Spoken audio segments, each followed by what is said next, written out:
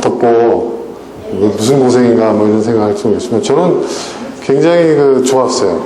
예, 저는 굉장히 좋았고 그 추위에 떠는 것도 좋았고 예, 혼자서 이렇게 눈 내리는 텐트에 눈이 쌓이는 소리를 들어가면서 밤을 지새는 것도 참 좋았습니다. 그게 저한테 힐링이었던 것 같아요.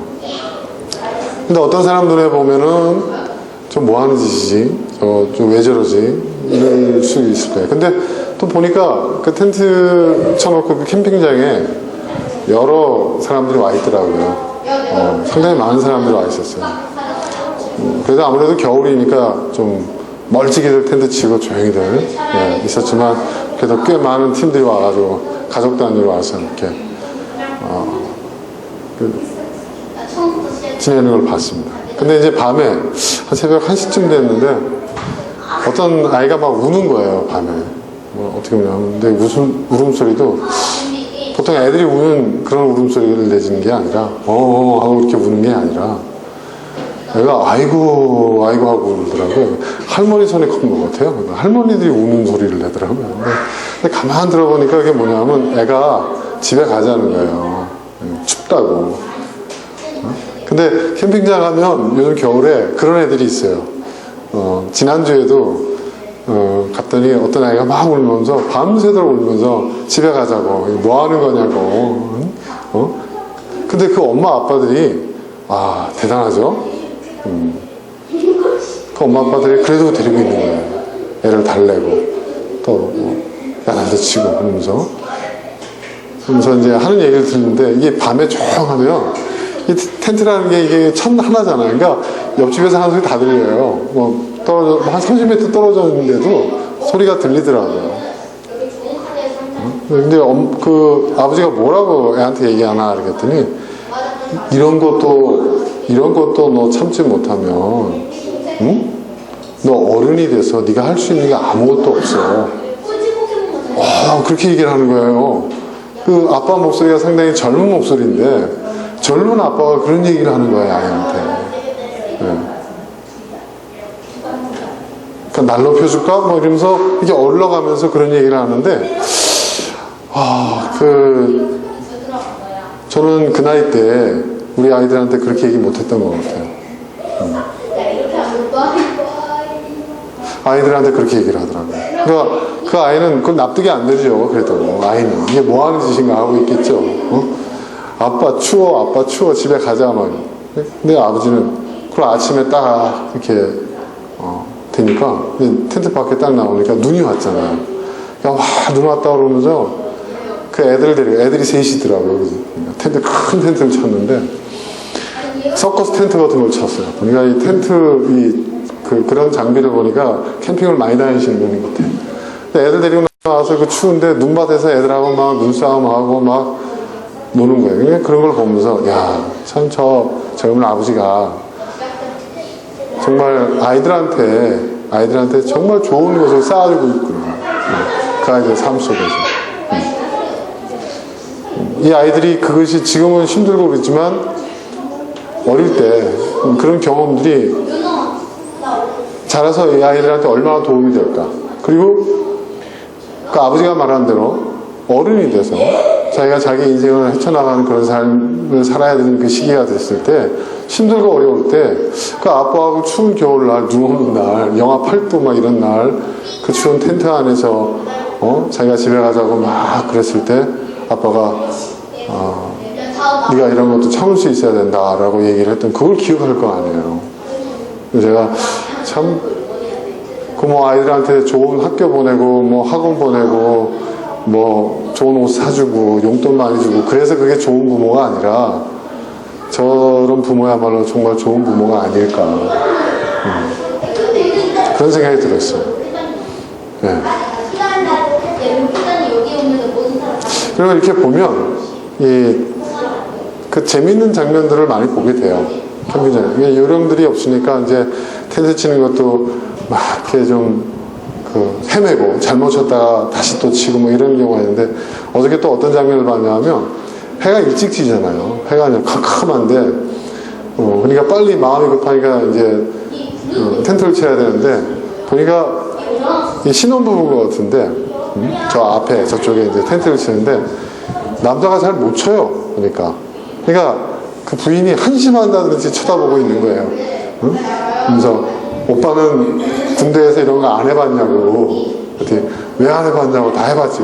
근데 왜 못 쳐? 막 하면서 막 옆에서 궁시렁궁시렁 거리는 거예요. 저는 추우니까 빨리 텐트 치고 밥도 해 먹고 그래야 되는데. 그랬더니 신용기를 확 내는 거예요, 남자가. 응? 그런데 재밌는 게 뭐냐면 남자가 신용기를 내더니 차를 타고 어디로 가버리더라고요. 근데 보통 그러면 여자들이 어디가 막 이러면서 또 뭐 이제 뭐 싸우고 뭐 그냥 나도 집에 갈 거야 뭐 이럴 텐데 남편이 갔잖아요. 여자가 치더라고요. 여자가. 아니 왜 이걸 못해 하면서 혼자 치는 거예요. 그게 다 쳤어요. 네. 그리고 전화하는 거예요. 어디 있어? 텐트 쳤으니까 빨리 들어와. 밥 해놓을 테니까.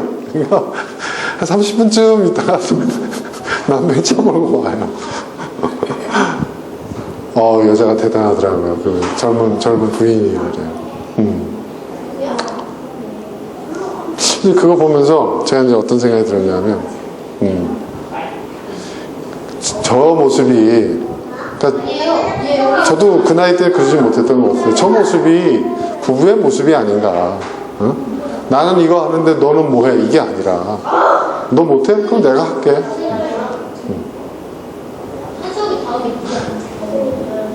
그리고 이제 남편이 와가지고 찍소리 하나 밥 해주는 거 얻어먹고, 그러니까 부인이 그냥 구박을 하더라고요.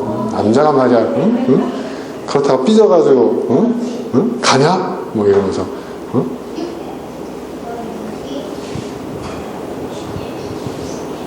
근데 이렇게 보면서 저게 투덕투덕 거려도 저게 부부의 모습이 아닌가. 근데 참 저 부인이, 저 젊은,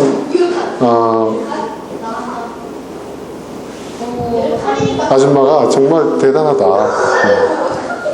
세대껏 됐어요. 애들도 없었으면. 남편 찍소리 안 하더라고요. 그만하라고 그러더라고요. 그만하라고. 그만해! 그러더라고요. 그래서 저는 이제 그런 생각을 좀 해봤어요. 그런 모습들을 보면서.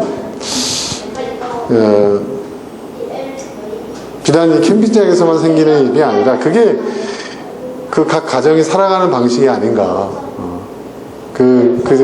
각 가정들이 나름대로 쌓아가는 그게 아닌가. 저희도 마찬가지죠. 부모님이 장어가 드시고 싶다 그랬거든요. 그래서 파주에 장어 굉장히 유명한 집이 있어요. 갈릴리 농원이라고 굉장히 유명한 집이 있습니다. 이 집도요, 사연이 있는 집이에요. 원래 이제 장어를 양식해서 그쪽 임진강가 그 파주 그쪽에 장어집 많이 있잖아요. 하다가 도매시장에 이제 도매에 넘기는 분인데 이 장사가 안 돼가지고 참 어려움을 많이 겪다가 이 사람들이 안 팔리니까 그러면 우리가 직접 가게를 한번 해보자고 시작을 한 게 대박이 난 거예요. 지금은 뭐 완전 기업형입니다. 근데 이분이 독실한 크리스찬이거든요. 그래가지고 갈릴리 농원, 갈릴리 장어집 뭐 이렇게 한 건데, 아무튼 그 집 예전에 한번 경빈이가 그 근처 부대에서 근무를 하길래 면회 갔다 오시면서 드셔보시고 너무 맛있는 거예요. 그러니까 이제 우리 집사람한테 얘기하기를, 야, 그 집에서 장어를 먹으니까 딴 집에서 못 먹겠더라. 드시고 싶다는 거 아니에요. 그래, 장어 사드릴게. 그래서 그걸로 이제 꼬신 거예요. 그래가지고 그러면 그 파주 근처에 또 카라반 캠핑장이 있으니 이 겨울에도 캠핑 간다고 하면 부모님 오시겠어요? 그러니까 장어 사드릴 테니까 거기서 하룻밤 자고 다음날 가시는 게 어떻겠냐고. 그리고 이제 그러니까 이제 오셨죠. 오셔가지고 있는데 이제 저희 계획은 점심 때, 저녁 때 그 캐러반 앞에 이렇게 천막을 쳐놨거든요. 따뜻하게. 그 안에서 이제 식사를 할 수 있게끔 이렇게 돼 있는데 거기서 고기를 굽고 부모님 이렇게 고기 구워드리고 이제 이렇게 느긋하게 말씀도 좀 하면서 나누면서 딸은 이제 퇴근해서 바로 오니까 케이크 사들고 오고 그래서 거기서 파티를 해드리려고 했는데 식사를 단 10분 만에 끝내고 들어가시더라고요. 단 10분 만에. 네. 단 10분 만에 식사할 거니까 추우신 거죠. 그러니까 이제, 뭐 어떡하겠습니까. 근데 우리는 우리대로, 우리 방식대로 한 거죠. 그리고 이제 좋은 추억이 되시라고, 좋은 경험이 되시라고 했는데, 장모님은 그래도 좀, 이제, 목사님 따님이시거든요. 옛날에 시골에서 교회들 가면, 수련회 가면, 뭐 지금처럼 콘도나 수양관 이런 게 없었잖아요. 그러면 큰 천막 치고 온 교인들이 거기서 자고, 그쵸? 그랬어요, 시골. 그러니까 그런 경험이 있으니까 어머님은 그런 걸 좀 좋아하시더라고요. 성격도 굉장히 케어를 하시는 분이시고 하니까. 눈이 오니까 집사람하고 이렇게 눈밭을 막 산책하고 가는데, 우리 장인어른은 꼼짝도 안 하시더라고요.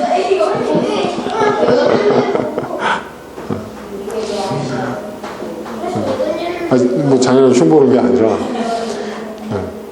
그러니까 이제, 근데 이제 저는, 우리는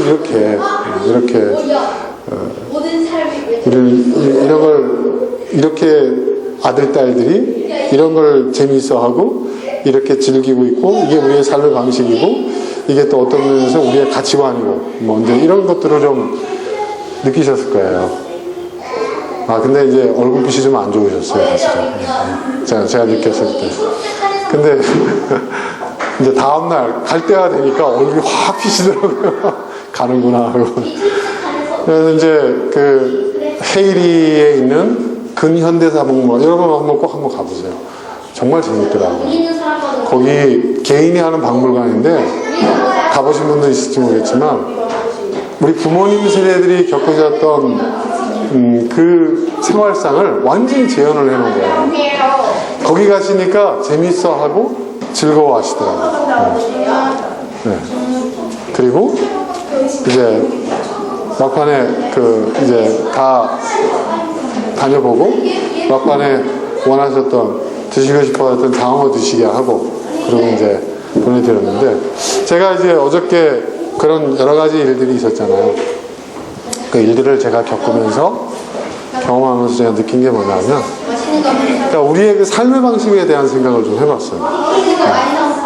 그 삶의 방식이라는 거. 그러니까 진짜 우리가 원하는 삶이라는 것이 어떤 것인가. 그러니까 여러분은 어떤 삶을 원하세요? 어떤 삶? 저는 이제 우리 부모님 특히 이제 우리 장인어른을 이렇게 보면서 장인어른 충분히 제가 이해해요. 나이도 드시고 몸도 쇠약해지시고 젊은 나이가 아니니까 이제 이렇게 편안하고 좀 따뜻하고 이런 걸 우리 부모님 세대 다 대부분 다 그렇게 그런 걸 좋아하시잖아요. 그리고 이제 우리가 이렇게 하는 부분들은 그러니까 그래도 참 감사한 게 이해는 못 하시지만 받아주시더라고요. 그래 너는 그런 걸 좋아하는구나. 이제 좀 받아주시더라고요. 그러니까 우리 장인어른이 굉장히 참 인격적인 분이시거든요. 그러니까 그 정도였지 저희 아버님 같았으니 먼 짓을 해주시면서 집사가 갈렸을 거예요. 네. 네. 조금 놀라신 것 같더라고요. 제가 영하 8도 되는데 눈 오는 날 텐트 치고 혼자 자는 모습 보시고 좀 놀라시는 것 같더라고요. 저 왜 저러지 않게 제가. 근데 아무튼 근데 그 부모님 세대들이 참 춥고 배고프고 어려운 삶이었잖아요. 그리고 어저께 제가 그 근현대사 박물관을 갔을 때 그 우리 부모님이 사셨던 그 시대의 상이 그 박물관 안에 그대로 재현되어 있는 거예요. 그러니까 바로 드라마를 찍어도 좋을 정도로 그 생활상이 막 골목골목을 해가지고 만들어놨, 재현을 해놨더라고요. 사람 사는 모습들을. 그러니까 제 어렸을 때 기억을 더듬어보면 그 모습이 기억이 떠올라요. 근데 이제 그런 걸 보면서 되게 재미있어 하시고, 맞아, 옛날에 우리가 이랬지. 그 영화 포스터를 보고, 이게 니네 엄마랑 내가 결혼하자마자, 처음 보고 간 영화가 이 영화였어. 응? 그 영화. 미워도 다시 한 번이었나? 네, 뭐 그런 거. 그리고 뭐 여러 가지 포스터 뭐 이런 것들 또 옛날 약방, 미닫이문, 다방, 뭐 이런 것들이 그대로 재현되어 있는 거예요. 그 물품, 그 시대의 물품들. 대장간, 뭐 별의별 게 다 있어요. 근데 그런 걸 보면서 제가 느낀 게 뭐냐면, 그렇다. 우리 부모님들, 우리 부모님 세대가 이런 시대를 거쳐왔지.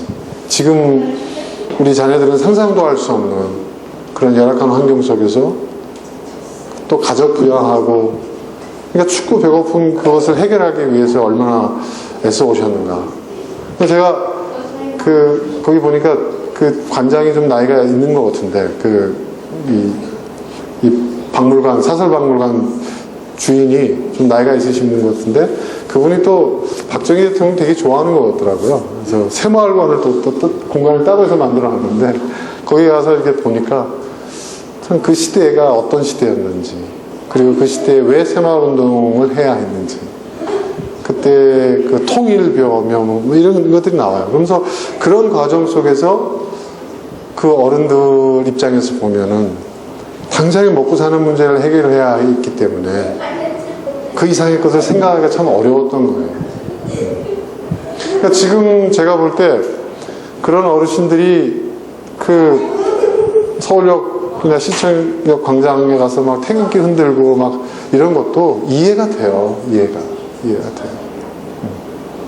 그 재밌는 거 보니까 또 이제 그 당시에 전후, 6.25 전후 그 시대의 그 상황들 이렇게 쭉 나왔는데, 보면 뭐, 그런 거죠. 뭐, 간첩들, 뭐, 때려잡자 김일성, 무찌르자 공산당 그 포스터부터 시작해서, 이렇게 보면 옛날에 많이 붙었던 쥐 잡는 날, 또 뭐, 감첩 식별법. 학교에 그런 게 있었어요. 그런 게 있었고. 그리고 이제 포스터를 보면 세금도 우리는 세금을 낸다고 하잖아요. 우리 세금 뜯겼어 이렇게 표현하잖아요. 거기는요, 그 당시에는요, 뭐라고 얘기한 줄 아세요? 나라를 위해 세금을 잘 바칩시다. 바친다고 표현했어요. 세금을 바친다고 표현했어요. 그게 공식적인 포스터예요. 그런 게 있는 거예요.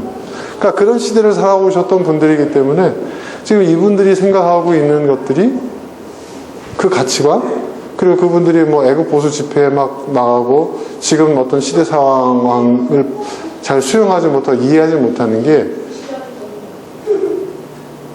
이해가 돼요. 이해가. 이건 이 시대의 정신이 바뀌고 가치가 바뀌고 그것에 따라서 우리의 삶의 방식이 바뀌었다는 것을 그분들 입장에서는 그분들이 살아온 시대적 관점에서 보게 되면 이해하기가 쉽지가 않을 거예요. 근데 저는 그런 생각이 들었어요. 우리가 확실히, 그러니까 근현대사 박물관 이렇게 쭉 보니까, 또 나중에 또 한쪽 편에는 뭐 그 당시에 우리나라 국민, 그 1인당 뭐 GNP, GDP가 얼마였는지 뭐 이런 게 나오더라고요. 그럼 지금 우리가 방글라데시나 뭐 이런 나라를 생각하는 그 시절을 생각하는. 그래서 제가 이제 물어봤어요. 이렇게 다니면서. 저렇게 춥고 가난하고 어려운 시기를 사시면서 그래도 그때는 지금보다 삶의 만족도가 높았죠. 제가 이제 우리 아버님한테 얘기를 했을 때 저희 아버님 뭐라고 말씀하신 줄 알아요? 뭐라고 생각하세요? 이렇게 얘기하더라고요. 우리는 그런 게 있는 줄도 몰랐어요. 그런 말이 있는 줄도 몰랐다는 거예요. 그런 걸 생각해 보지도 않았다. 먹고 살기 힘들었다. 먹고 살기 힘들었다. 살아남는 것, 가족 부양하는 게 전부였다는 거예요. 그거는 나지. 그러니까 여러분 배부르고 등 따시면 최고라는 말이 있잖아요. 그게 전부였던 거예요. 왜냐하면 그게 가장 기본이니까 생존이. 근데 그게 맞는 말이죠. 이해를 하게 되고. 그러니까 저는 제가 지금 얘기하고자 하는 것은 생일날 좋은 음식점 예약해서 따뜻한 우리 장인어른 또 겨울이 생시니까 따뜻한 곳에서 맛있는 거 듣고 가족들하고 이렇게 오붓하게 시간 즐기고 그런 것을 아니면 또 우리 장인어른은 또 집에 있는 거 굉장히 좋아하시거든요. 집에서 그렇게 하는데 이런 걸 좋아하실 텐데 아주 특별한 경험. 제가 볼 때는 전후 근무한 경험을 하신 것 같아요. 제 장인어른. 뭔가 이렇게 자식들이 본인을 위해서 해줘서 고맙긴 하지만 본인은 썩 마음에 들지 않은. 하지만 그러면서도 그거를 또 싫은 척 할 수 없는. 참 묘한 표정이셨어요. 아무튼. 마지막에 이제 차 타고 이제 가실 때, 내려가실 때 악수하면서 잘 구경하고 잘 먹고 가네. 윤서방 하는데 손에 힘이 들어가 계시더라고요.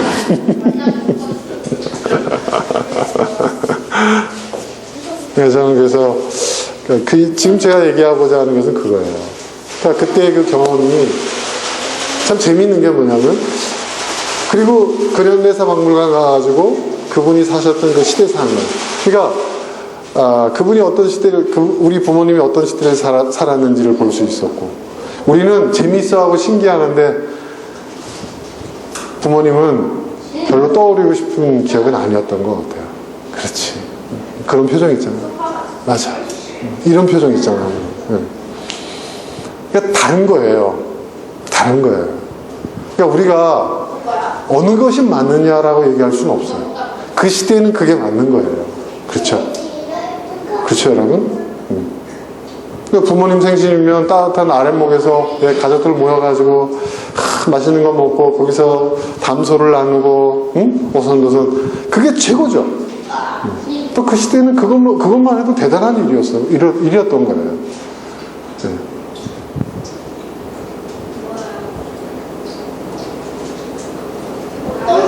근데 지금은 또 다르잖아요. 그죠? 그러니까 저는 어저께 그 경험을 통해서 우리 부모님의 세대를 좀 더 객관적으로 바라보고 이해할 수 있는 어떤 그런 경험이었던 것 같아요.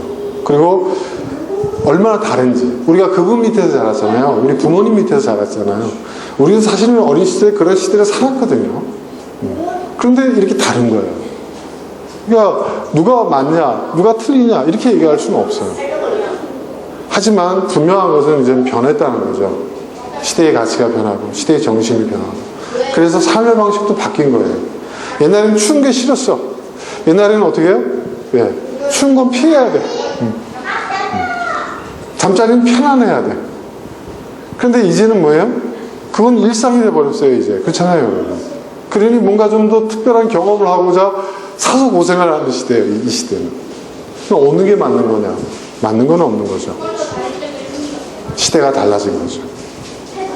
이러한 변화를 우리는 보면서 저는 그런 생각이 들었어요. 제가 요즘 다음 세대에 대한 이야기를 좀 하지 않습니까? 우리 다음 세대, 부모 세대로서 다음 세대에 우리는 무엇을 물려줄 것인가? 그러니까 우리 부모님은 우리에게서 가난으로부터 벗어난 삶을 물려주셨어요. 그렇죠? 이제는 춥고 배고픈 거는 기본적으로 어느 정도 해결된 시대예요. 대한민국이 옛날에, 이게 여러분 다른 나라 같은 경우에는 수세기에 걸쳐서 일어날 일들이 우리는 진짜 몇십 년 안에 일어나는 거예요. 저 기억나더라고요. 그 포스터, 그런 그 시대. 그리고 거기 가보면 예전에 제가 청계천 시내 나갔을 때 여러분 청계천 판잣집 아세요? 네? 옛날에 그 청계천 복개공사 하기 전에 제가 되게 어렸을 때 가본 경험이 있거든요. 그 개천에 막 판잣집 지어놓고 제가 그 기억이 나요. 근데 그걸 똑같이 재현해놨더라고요. 그 안에. 영화 세트처럼. 그러니까 그동안 그 이후로 생각지도 않았던 그 장면들이 떠오르는 거예요. 맞아. 그랬지. 맞아. 그리고 남산의 그 달동네. 맞아. 이랬었지. 제가 거기 살지는 않았지만은 가본 경험이 있거든요. 그러니까 근데 부모님들은 정말 그 가난한 그 시대에 자식들에게 가난을 물려주지 않으려고 굉장히 애를 쓰셨어요. 그리고 부모님들이 그 삶의 그 과정 속에서 쌓아놓으신 것들을 지금 우리에게 물려주신 거죠. 우리가 그걸 받은 거예요. 이제는 춥고 배고픈 거는 기본적으로 이제 우리가 크게 걱정하지 않아도 되는 시대가 되고, 우리가 그럼 우리는 우리 자녀들한테 뭘 물려줄까? 뭘 물려줄 수 있을까? 뭘 물려줘야 하는가? 생각을 해봐야 될 거라고 저는. 이건 정말 우리가 고민해봐야 될 문제인 것 같아요. 솔직히 여러분, 대한민국 사회에서요, 조금만 자기가 열심히 하면 집 앞벌이는 합니다, 이제는. 왜냐하면 최저임금이 돼가지고요, 저도 지금 아르바이트를 써봤는데 아르바이트하고 여러분 정규직하고 임금 차이가 거의 안 나요. 따져보니까 더 줘야 돼요. 네. 몇 시간 이상이면 점심 식사대도 줘야 되고요. 교통비도 줘야 돼요. 교통비도 줘야 돼요. 따져보니까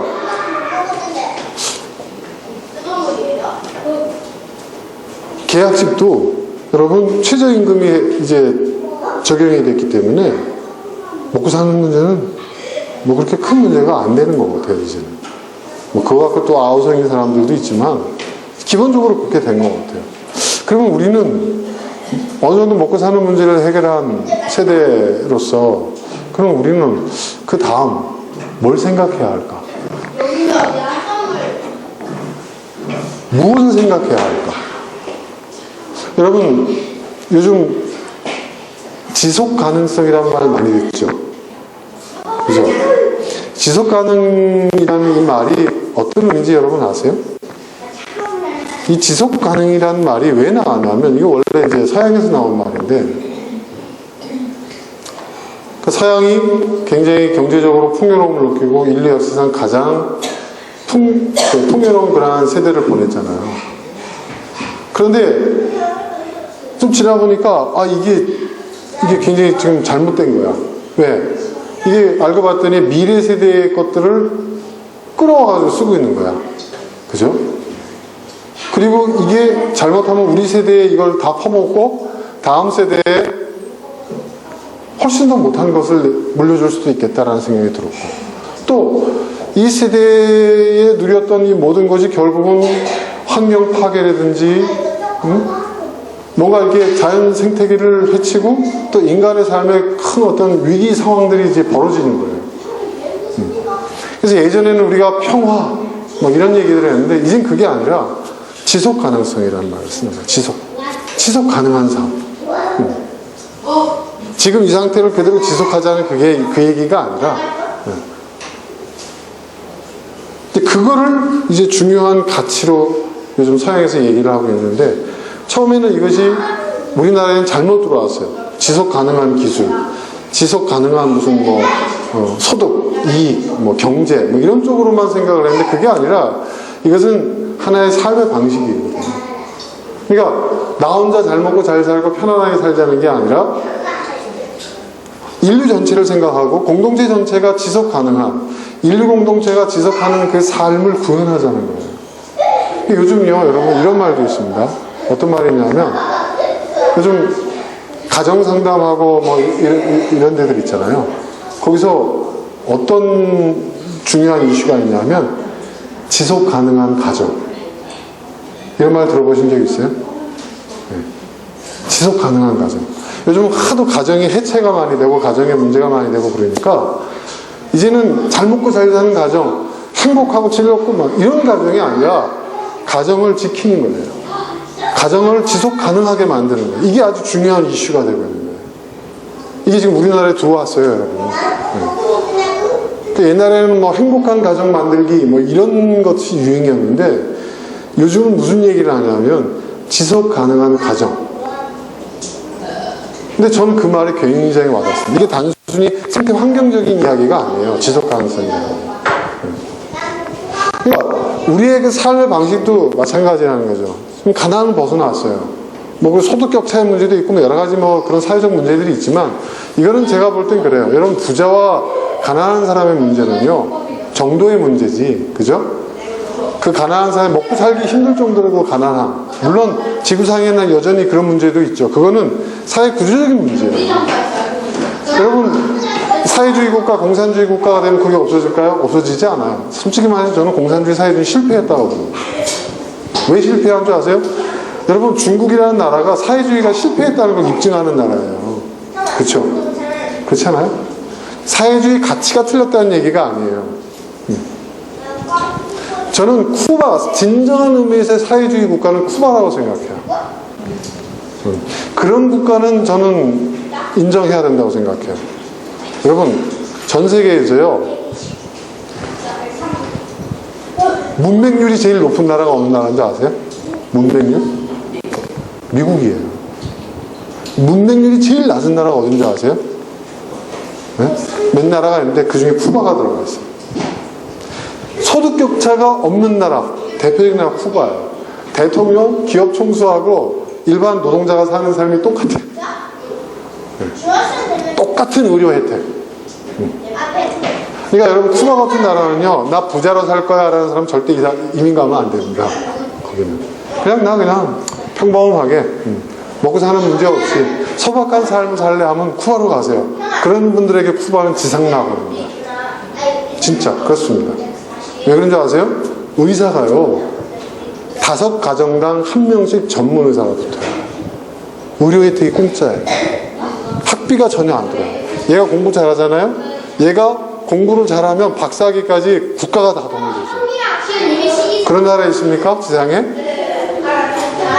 없어요, 여러분. 집 문제요? 국가가 해결해 줍니다. 성인이 되잖아요. 나 독립해서 살겠습니다 하면은 국가에서 집을 줘요. 네. 그렇습니다. 나 부모님하고 살래요. 근데 지금 사는 곳이 좁아요 하면 넓은 집으로 옮겨줘요, 국가가. 네. 그 가정의 그 단위를 매겨가지고. 그리고 지금도 배급이 있어요. 지금도. 그리고 자기가 일을 해서 버는 건 또 자기 돈이야. 세금대로 내고.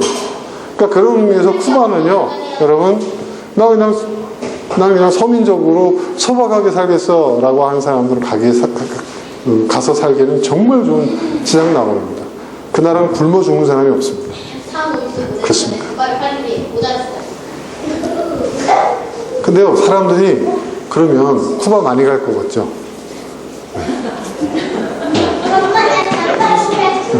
쿠바로 이민 가는 사람 거의 없습니다. 오히려 쿠바는 이민자들이 늘고 있어요. 해외로 나가겠다고. 왜 그럴까요? 왜 그럴까요, 여러분? 그게 인간의 본성이에요. 인간이. 야, 쿠바 좋은 나라야 막 이러지만 그럼 당신 쿠바 가서 살아 이러면 어떻게 합니까? 그거는 좀 이른다고요, 다들. 어떻게 하면든지 쿠바에서 벗어나려고 하지. 쿠바는요 지금 어느 정도 왜 심각하냐 하면 젊은 사람들이 계속 이민 가고 있어요. 네. 불법 체류자로 막 도망가요. 그래서 쿠바가 평균 연령이 애를 그렇게 많이 낳는데도 불구하고 노인층이 많아요. 그래서 전 세계적으로 나이가 전 국민의 연령층이 상당히 높은 나라 중에 하나예요. 쿠바가. 애를 그렇게 낳는. 재밌죠, 여러분? 그러니까 이게 옳고 그름의 문제가 아니라는 거죠. 여러분, 미국이라는 나라가요, 굉장히 참 무서운 나라입니다. 미국이라는 나라. 네. 문명률 높죠? 그리고 소득 격차율은 전 세계 최고입니다, 미국. 네. 최고입니다. 그 다음이 중국이라고 그러더라고요. 그런데요, 미국에 이민 가려고 하는 사람들이 이렇게 많아요. 지금도.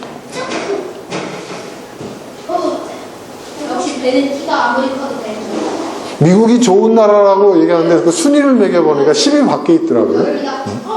그런데 전 세계에서 가장 이민자 신청자 수가 많은 나라, 불법 체류자가 있는 나라가 어디야? 미국이에요. 왜 그럴까요? 왜 그러죠?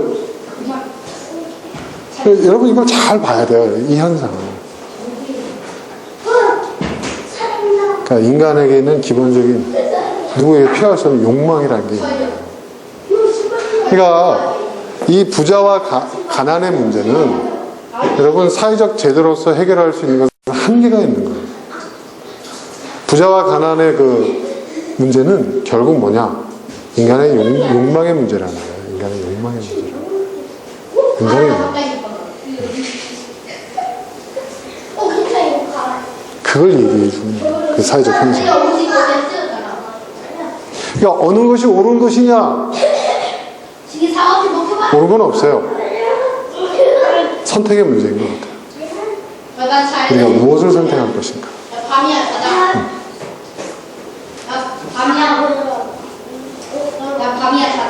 자, 보세요. 우리나라 젊은 세대들 보세요. 기성세대들에 대해서 반감받고 뭐 이렇게 얘기를 하지만 여러분 요즘 아세요? 지금 여러분 10대 후반과 20대 초반이요. 여러분 우리가 얘기하고 있는 것처럼 어떤 진보의 가치? 콧방귀 낍니다. 웃기고 있네 이러니다 진짜. 우리 딸이 그런 얘기해요. 자기는 회사 가서 직장 동료들하고 얘기를 하면 자기가 하도 아빠한테 세뇌당해가지고 뭐 어떤 공동체의 가치니 무슨 뭐 기회균등의 가치 이런 얘기를 하는데 그런 얘기를 하면 자기 보고 나이가 몇 살이냐고 물어보는 거예요. 몇 살. 왜 이렇게 고루하냐고 그런데요. 근데 지금 젊은 세대들한테는요 그 진보의 가치가 아주 고루한 얘기인 거예요. 여기 너무 작아.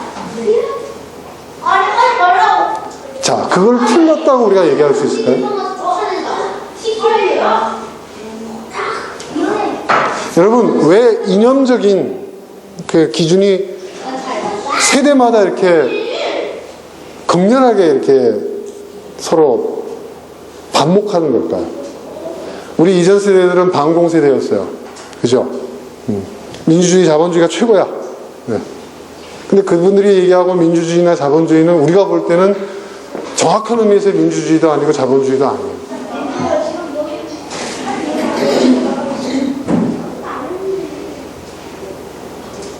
그 우리가 얘기하고는 그 진보의 가치 아직 구현하지 못하고 실천하지 못했지만 그것이 옳다.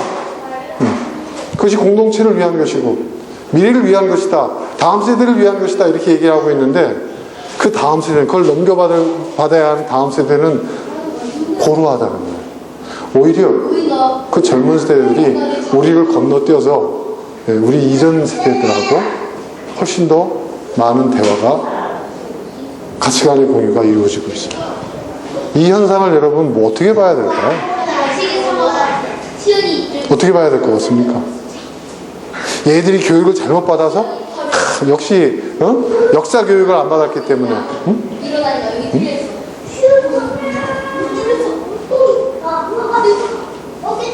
그게 아닙니다. 저도 그렇게 생각을 해왔는데 그게 아니라는 생각을 하게 됐어요. 그것은 과정이 결과물인 거예요. 그 과정인 거예요.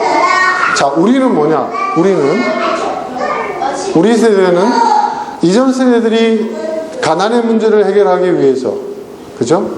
먹고 사는 문제 해결하기 위해서 그 산업화 시대의 그 과정을 거쳤어요.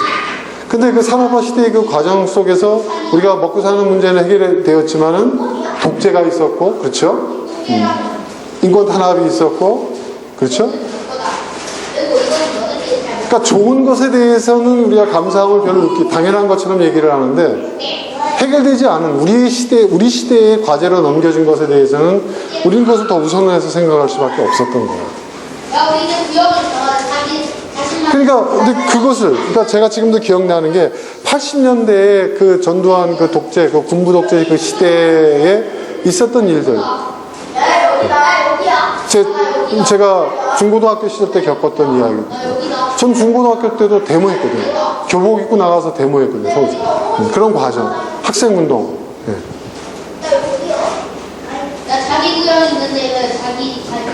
그래서 노태우, 김영삼, 김대중을 거치면서 이 사회가 어느 정도 민주사회로 이렇게 변해나가는 그 과정 속에서 우리 시대가 그것을 해냈다고 생각했고 그 시대적 가치가 굉장히 중요한 것이었고 그게 당연한 거라고 생각을 했는데 그리고 더 나은 것을 다음 세대에게 물려줄 거라고 생각하는데 그걸 물려받고자 하는 그 다음 세대는 그게 더 낫다고 생각하지 않는다는 거예요.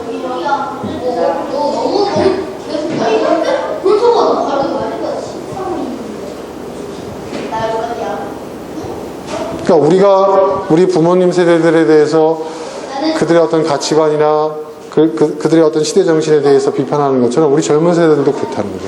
이 모든 것이 뭐냐면 그 시대가 거쳐온 그 과정, 그 시대적 상황 속에서 쌓여진 것들에 의한 그 결과물들이었다는 것이죠.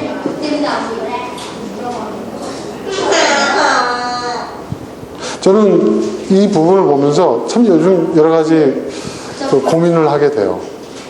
그러면 뭐 작게, 크게 보지 말고 작게, 그럼 나는 우리 아이들한테 어떤 걸 물려줄 수 있을까?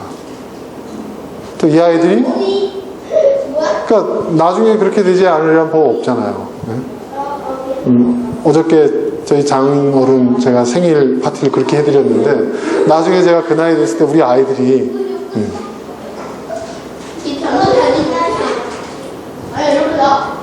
그런 일들을 상황과 경험은 다를지라도 그런 일들이 생기지 말라는 법이 없는 거예요.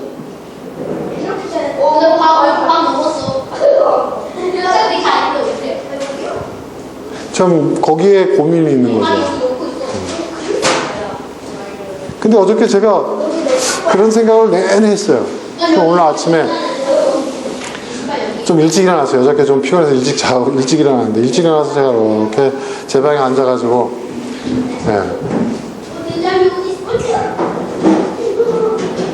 생각을 해보니까 가만 또 생각해보니까 이것도 고민할 필요가 없는 문제야. 왜?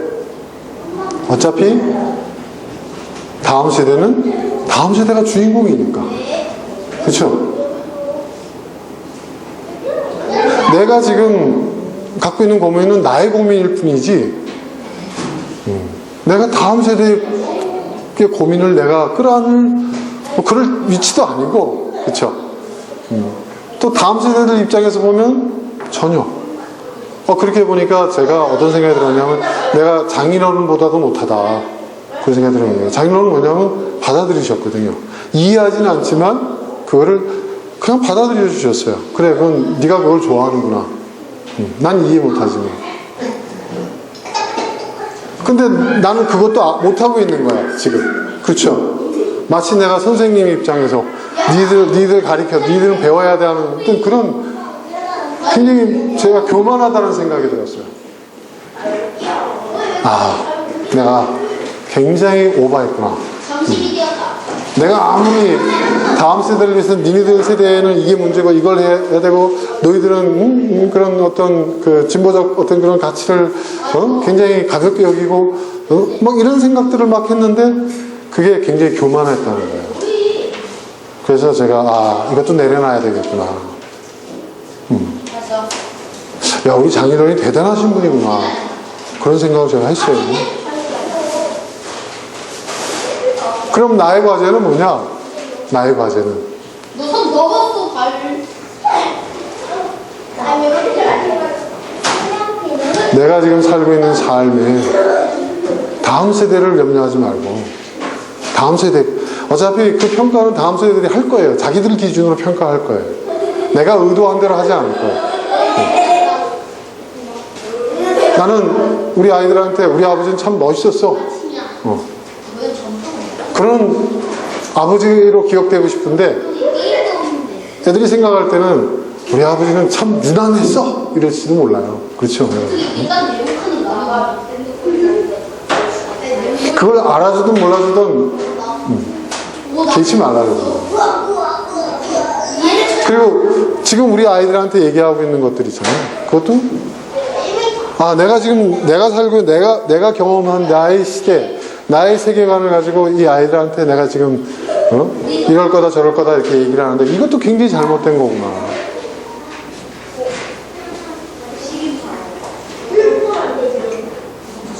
그런 생각을 하게 됐어요.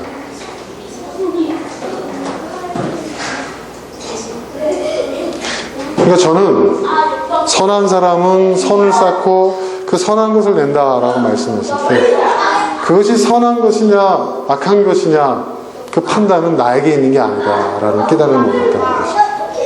내가 지금 쌓고 있는 것이 선한 것인지 악한 것인지 그것을 판단하는 것은 우리 다음 세대라는 거죠. 우리 부모님 세대에 대해서 부모님은 아마 그럴 거예요. 야 우리가 방공하고 북한 그 전후 그 폐허에서 일어나서 이렇게 먹고 사는 문제 해결하고 불을 해결하고 가난의 문제를 해결하고 이게 얼마나 큰 줄 알아?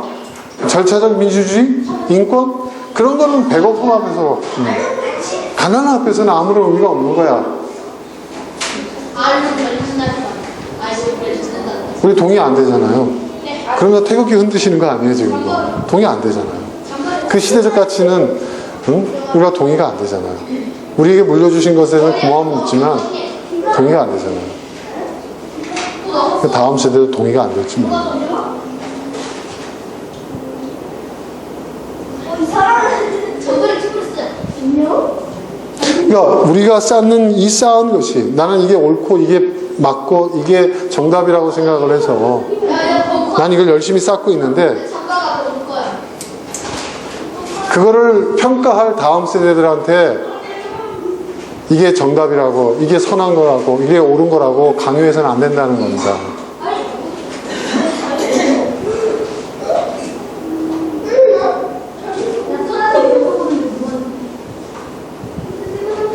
예전에 제가 그 미운 우리 새끼 그 드라마를 봤는데 가수 김종국 씨 그 아버지 얘기가 나왔어요. 그 아버지하고 아들하고 카나다 여행을 갔더라고요.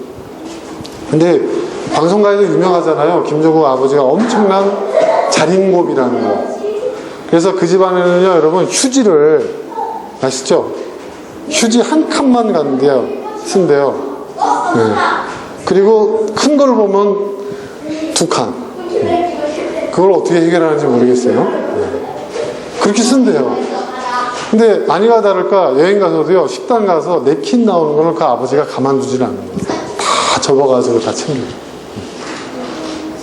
안 그래도 되는데 중산층 이상 살고 있는데 그리고 아들이 스타 아니에요. 돈 잘 버는데. 안 통한다고 한다. 그러니까 아니, 배터리 다 나가. 김종국이가 나중에 이제 그 자기 후배들하고 얘기를 하는데 그 아버님 그거에 대해서 유별난 거에 얘기를 하는데 자기도 그것 때문에 굉장히 스트레스 받았다는 거예요.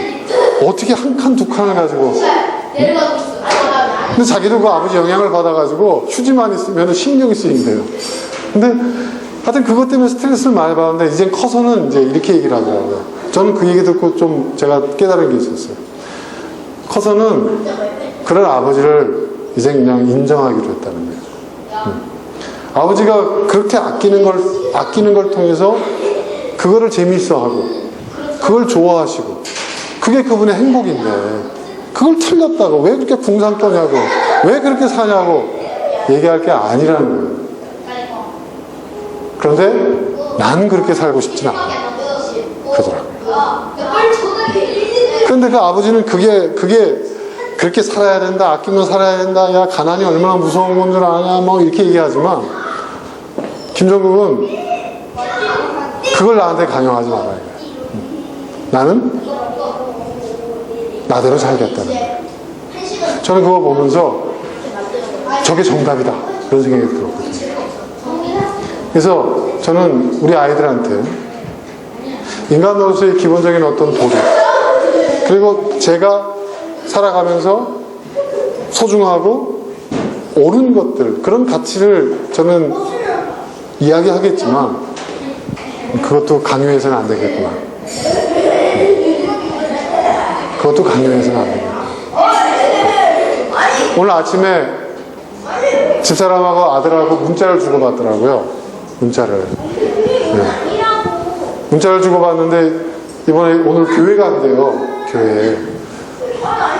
지발로 교회를 간대요. 얼마나 반가운지 몰라요. 왜냐하면 걔가 유학생활할 때 한인교회에서 받은 상처가 너무 커가지고 웬만해서 교회를 안 가요.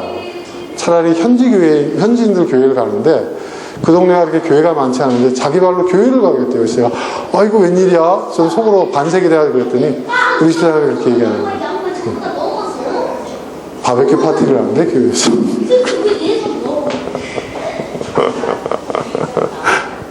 말로만 듣던. 네. 그 유학생들이 한국 음식 먹고 싶고 라면 먹고 싶으면은 교회에 간다 그러잖아요.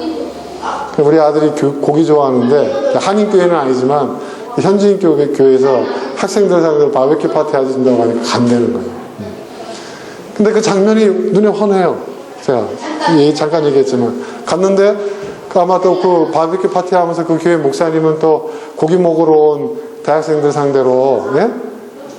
이제 또 복음도 전하고 교회 다니라고 전도하고 막 그럴 거 아니에요. 그래서 또 유학생이니 얼마나 붙들고 자네 뭐 예수님을 아는가 하면 막 이런 얘기 할 거 아니에요. 그럼 우리 아들이 그러겠죠. 우리 아버지가 목사님이세요 이럴 거 아니에요. 그 장면이 딱 떠오르는 거예요. 부모니까 문찬이 형이 근데 저는 옛날 같았으면 참 그게 참 불편하고, 아, 이 자식 왜 교회 안 나가지? 이런 생각을 했을 텐데, 뭐 어쩔 수 없지, 받아들여야지. 그렇게라도 교회를 간다니 다행이네. 그렇게 생각하고 있어요. 저는 우리 아이가 예전에 교회를 나가지는 않아서 제가 굉장히 목사님 자제와 교회 나가지 않는 그 부분에 대해서 굉장히 저는 좀 고민이 많이 됐는데, 그것 때문에 많은 이야기를 했어요. 근데 이들이 그 유학생활 하면서 한인교회에서 받은 상처가 너무 컸던 거예요.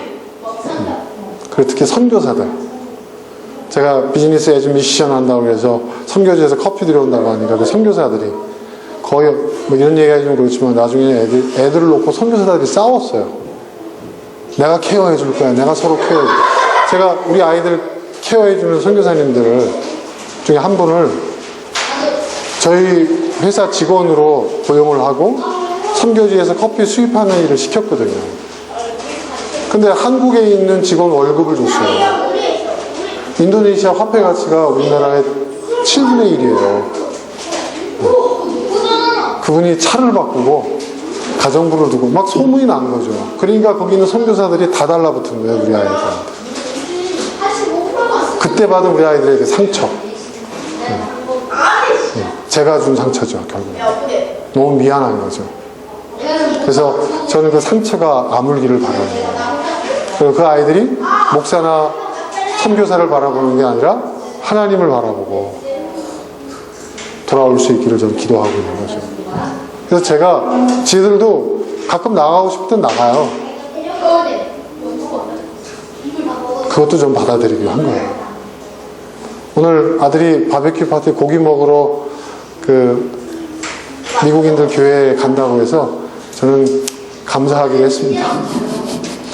고기 먹다가 은혜 받아서 네. 자, 이렇게 저는 제 나름대로 제가 지금 살아가는 삶의 여정 속에서 최선이라고 생각하는 것들을 열심히 쌓아가고 있습니다. 그런데 이것이 정말 선한 것인지 악한 것인지, 이것이 과연 최선의 것인지, 이거는 저도 모르는 거예요, 사실. 저는 최선이라고 생각하고 쌓지만 그걸 평가할 건 다음 세대고, 그리고 이걸 내가 쌓고 있는 이것이 최선의 것이고 이것이 가장 좋은 것이라고 다음 세대에게도 또 다른 누구에게도 강요하지 말아야 되겠다. 그런 생각을 했습니다. 그게 어떤 의미에서 보면 진짜 겸손이 아닐까.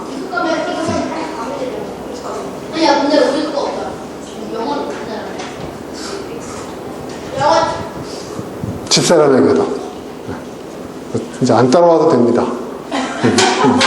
고생하지 마시고. 그러니까 그랬던 것 같아요. 우리 성경을 보더라도 우리 예수님이 강요하진 않으셨어요. 그렇죠? 여러분, 사랑은 강요가 없잖아요. 진리는 강요가 없습니다. 강요된 사랑, 강요된 진리는 진리가 아닙니다. 사랑이 아닙니다. 강요하지 않으셨어요. 불의에 대해서는 저항하셨지만 아무리 좋은 것도 예수님은 강요하지 않으셨어요. 그게 맞는 것 같아요. 이거 먹어봐. 이거 얼마나 맛있는데 넌 왜 이 맛을 모르니?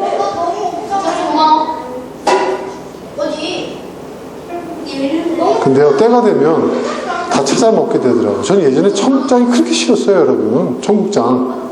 집에 들어가서 엄마가 청국장 하면요, 아이, 소세지나 구워주지. 무슨 청국장이야. 냄새나고 막. 근데 지금 제가요, 청국장을 찾아다녀요. 누가 먹으라고 권한 게 아니라 내가 좋아지게 되더라고요. 그렇죠? 내가 좋아야 좋은 거예요. 우리 가까이에 있는 사람들, 우리가 사랑하는 사람들, 우리가 소중하다고 생각하는 사람들을 우리 그들을 자유케 합시다.